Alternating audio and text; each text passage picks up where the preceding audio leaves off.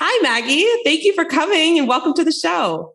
Hey, Lauren. Thank you so much for having me. I'm so excited to be here. And we are thrilled to have you here. Like I was telling you earlier, I have been watching your videos all morning. I feel like I need to stop everything and start investing. So thank you so much for being here. So tell me about your background in financial planning and how you got here.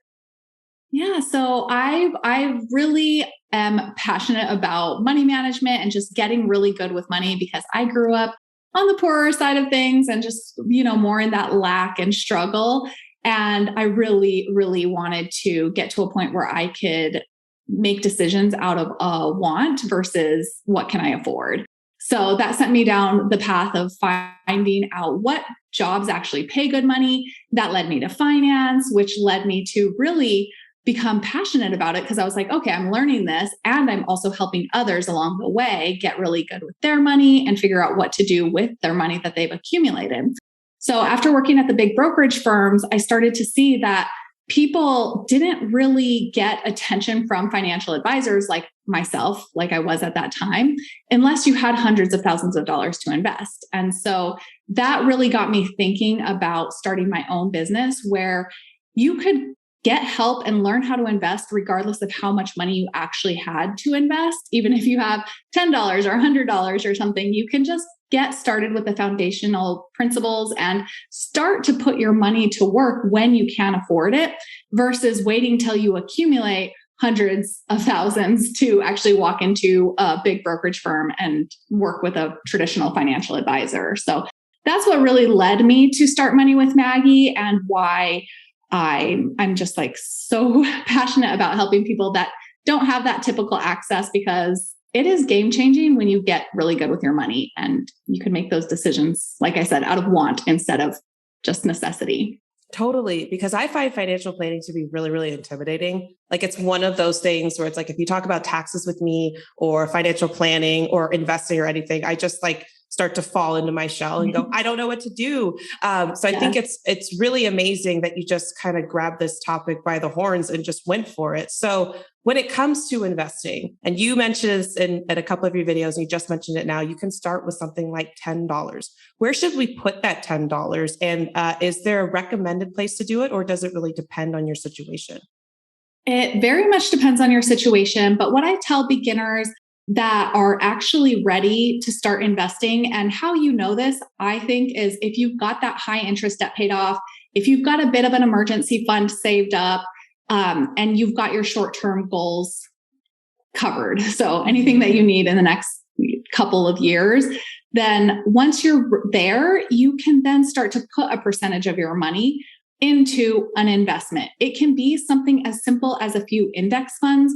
Warren Buffett says just put it in the S&P 500 if you are unsure and overwhelmed, because statistically speaking, money managers, people that are choosing and hand selecting different investments, they don't tend to outperform the simple S&P 500, which is just a basket of America's 500 largest companies. So the names that you and I know and use on an everyday basis, those are what we can invest in a simple, very affordable index fund, because they've just packaged those and made it really easy for us to buy that.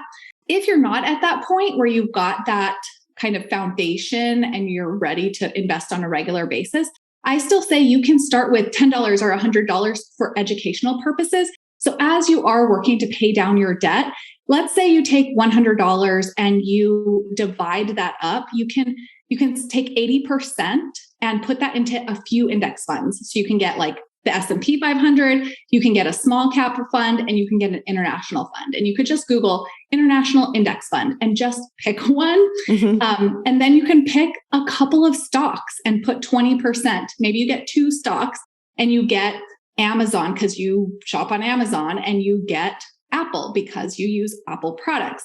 So you can just take that $100, 80% in the funds, 20% in a couple of stocks, and just simply let it be and learn. Watch how the stocks move, watch how the funds move, pretend that it's $1,000 or it's $100,000, and mentally do that math. If you, after 6 months, are up 10%, you could say, okay, if this was $1,000, I would be up $100. And that just allows you to get much more comfortable with the movement of money. in investments while you're working on those things like paying down your debt and saving up an emergency fund. Totally. So you said something that I think is really interesting, which is lean into the learning of it, the education of it. And another thing that I picked up from one of your videos is the emotional journey that goes along with that and why the learning is so important. But what are we looking for while we're learning? Like, what are the key things that I should walk away from when I'm using this $100 and then eventually feeling more comfortable and adding a couple of zeros to the end of it? The key thing is really how to manage your emotions when you're investing, because the number one reason individual investors do not do well managing their own money, meaning they're picking stocks and funds on their own and they're not working with a financial advisor. So that group of people, the reason that they don't do well is because they let their emotions guide them versus creating a plan and sticking to it and following it. And an easy way to look at this and understand this is to Google the emotional side of investing and then click on images and you'll see some charts. These look like roller coasters and it'll show you what you're just naturally going to feel when the markets are up and when they're down. When you sell when the market's down, it can be devastating for your long-term gains because markets turn around really quickly and we don't know when that happens. And if we lose those big upsides, that can really set us back in our long-term success of our portfolio. So that is what we're trying to learn when we're investing that first $100 and really trying to get comfortable. You just say, oh, the market's down 10% like it is currently right now. And see that it comes back. It's normal for it to fall. It's normal for it to go up. So the more you get used to knowing that it's normal, then when you have hundreds of thousands of dollars invested, you don't freak out or any amount. When you first invest your first $1,000 that you've worked really hard to save, that can be really freaky when it starts to drop. When that $1,000 turns to $800, you could panic. And that's what you do not want to do when you're investing on your own. Okay, cool. So I heard it's really getting along with the flow, getting comfortable with our feelings because they're going to fluctuate and they're out of our control at that point, and being comfortable with the movement of the market. And so what, I know it's individualized and everybody's goals are different, but what are some common things that people should really be planning for? Let's say with a low risk tolerance. So, retirement, any sort of family planning, I want to buy a house. What's the best way to start building a plan for that and actually start to see those results come through? So with the low risk tolerance, meaning you either don't have time to recover from large market losses, or you don't have the income or the nerves to recover from these losses, then you have to invest in more conservative things like bonds, CDs, or just keeping your money in cash. And with these types of investments, you really aren't going to keep up with inflation. You're just not going to see a lot of growth. So it is difficult to invest for shorter term goals. And typically that's anything under 5 years, under 10 years. But it doesn't mean you can't. It's just you have to be aware of the risks associated. Like we bought our house that I live in right now and we used a down payment. We pulled money from our investment portfolio to put the down payment on our house. But the market was up and it was just great timing. If the market was down when we wanted to buy, maybe we would have delayed buying. Maybe we would have bought something smaller, a smaller down payment. But the market was up. We had plenty of gains. We decided to just take some of our gains and use it on our down payment. So that's where being flexible with the time frame of your goal, if you're investing for your goals. But if you have something specific that you want by a specific time, that might not be money that you invest in the stock market, but maybe into bonds or something more conservative, but you're really not going to get a lot. Okay. And speaking of, having a higher risk tolerance, let's talk about some of the things that I can't seem to get my eyes off of because they're just trending everywhere, like Bitcoin, crypto, NFTs. What's the deal with that? Like, should that even be a part of our financial plan? Or is that something that really anybody with a little extra cash should be investing into? I like to think of those. I personally don't have any. I don't like to go into the trendy things. But if you are someone that really is interested in it and I do believe that blockchain is going to be in the future, or cryptocurrency might be in the future. But at the same time, I like to go for those more certain investments versus taking bets. Because when you get into something like cryptocurrency, it doesn't have this long history of performance. And also there's actually not even anything for it to perform. It's a currency versus like a product that people buy and sell. It would be like investing in the dollar, which some people do invest in the dollar. But I think carve out a small percentage and just stick to that. So if you, like we were talking about earlier, if you go 80% index funds, 20% stocks, maybe of that 20%, you take 5% or less, maybe 3%, and get it into something more risky, like cryptocurrency, marijuana stocks, pot stocks, that type of thing that you hear about. That can be a smaller portion of your overall portfolio. So you're dabbling in it and you're also learning, but you're not betting your future on it. So that's kind of how I think to think about those things. Yeah. And it's a sigh of relief knowing that you don't have any, because naturally for me, I'm like, it's too hairy and scary. Like you said, there's not a lot of, previous history for me to look back on. And that leads me to another point, which is how can I measure what a good stock looks like, or a good bond or ETF or any of those things, besides looking at the S&P 500 ones? Let's say I see one that seems really interesting for whatever reason. What's a good way to measure whether or not it's good for me? Well, first, I like to ask if I use the product myself, if I have it around my house, if my friends and family use it. So that's kind of like the first rule of thumb, because there's a lot of people that will message me and ask me like, hey, I heard about this stock. What do you think about it? And I've never heard about it. They haven't even heard about it, except one of their buddies told them about it. So that type of investing is more like the gambling, like things you're unsure of, you don't really know anything about. So you can fit that in that smaller percentage of your portfolio if you're really interested in it. But I like to just get into stuff you already know, because you're already spending money on it. So that way, when we have times like financial crises and pandemics, we know, are we still buying this product or using this service? And if we're still spending money on it, it's a higher chance that that company is going to be profitable and have profits, because we can see it every day when we're with our own dollars that we spend. So we're much more likely to have profits and understand the profits, where the money's coming from and the growth. And so that's kind of what I think you should let guide you when you're trying to pick what a good stock is. It's almost like you should be emotionally invested, pun intended, with the product or service that you're buying into before you get financially invested. So I like that answer a lot. Okay, so investing, I feel better about. Now let's talk about budgeting. How can I feel good about setting a budget and making sure that it's a healthy one, that I'm not starving myself, that I'm not, have so much money lying around that I should be investing it? What's a good formula or framework to use to know that you're actually saving the right amount versus investing? Yeah. So the reason I think a lot of budgets fail is because it's really easy for us to write everything down, all of our expenses, all of our income, and see what we think we're spending. So the big problem with that is we spend so much money on things we don't plan to spend on, we don't even know exist yet, because Instagram just shows it to us and we buy it. And Guilty. So there's a lot of that unaccounted spending that happens to everyone. So in order to really have a successful budget and be able to carve some money out for investing, you have to take some time and go through your past spending to really face the numbers.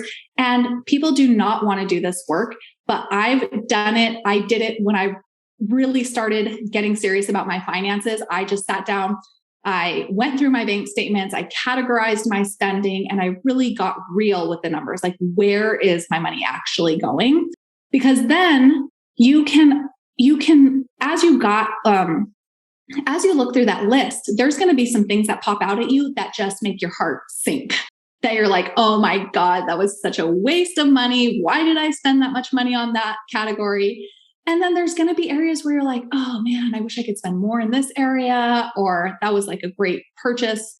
So when you look at the numbers and you let those help you figure out where your money should go in the future, you won't feel that much of a sacrifice. You won't feel like you're depriving yourself, because really you're just curbing your spending from one area that doesn't actually bring you as much joy as you think on the day to day, Mhm. and directing it towards areas that can be more impactful, that can bring you more long-term satisfaction, and that can really make you feel like you're accomplished in achieving your goals as you see those dollars add up in your bank account.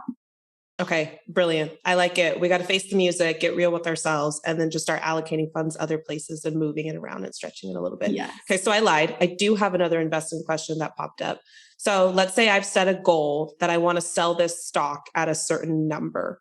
How do I know what number that is without feeling guilty that maybe the stock is just going to keep rising the next day or et cetera? What's a healthy way to measure when a good time to sell is? Okay, I think to really determine that, you want to revisit the original thought. Am I still using this product? Is it still a big part of my life?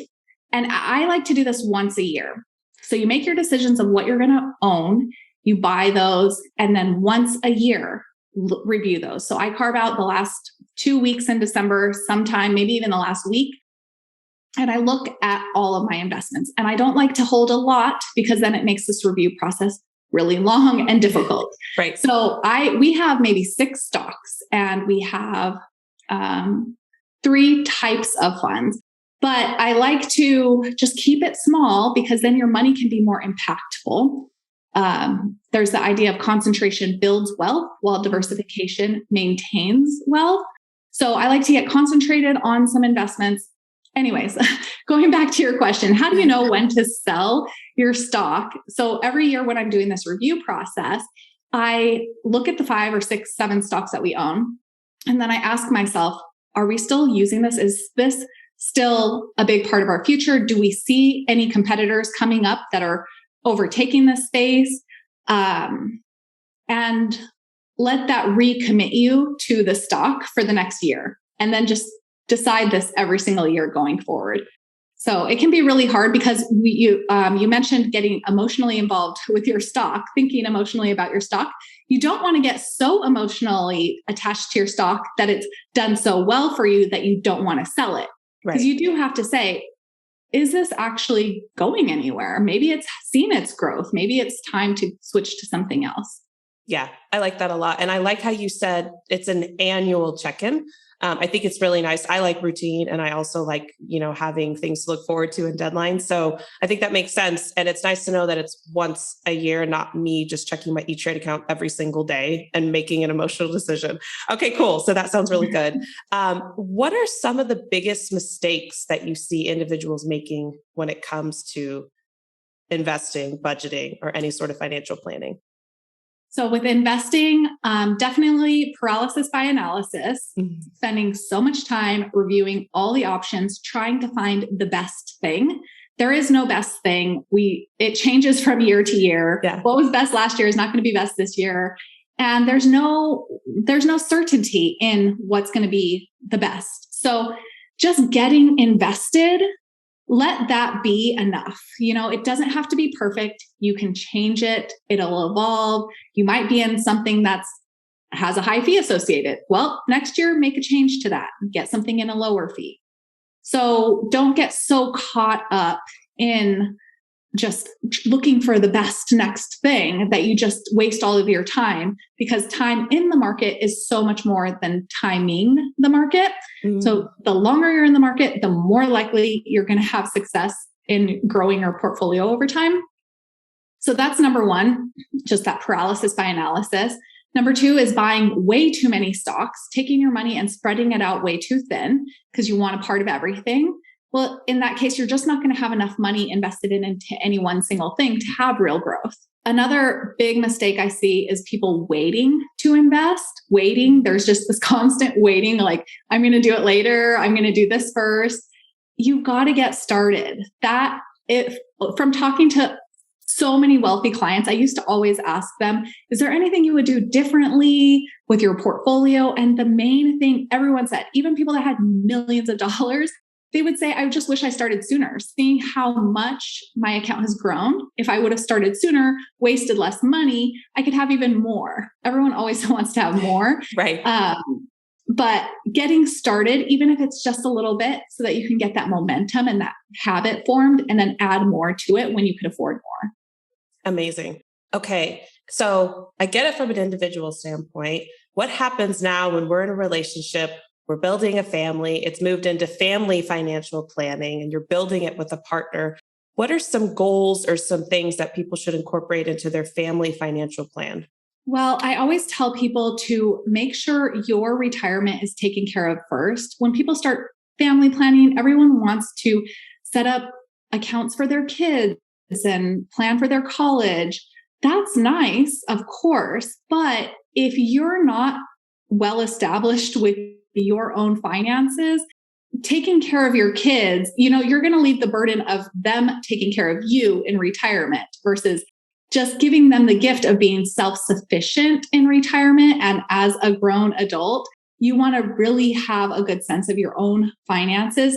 So make sure that you and your partner have run your numbers. How much are you saving for retirement? How much are you saving for your shorter term goals? And then after you've got, say, you can put away 15% of your income every single paycheck, and you're just doing that on autopilot, you've got some extra money, then you can start to say, okay, what can we do for our kids? Do we want to finance their education? Do we not want to? You don't have to pay for your kids' education.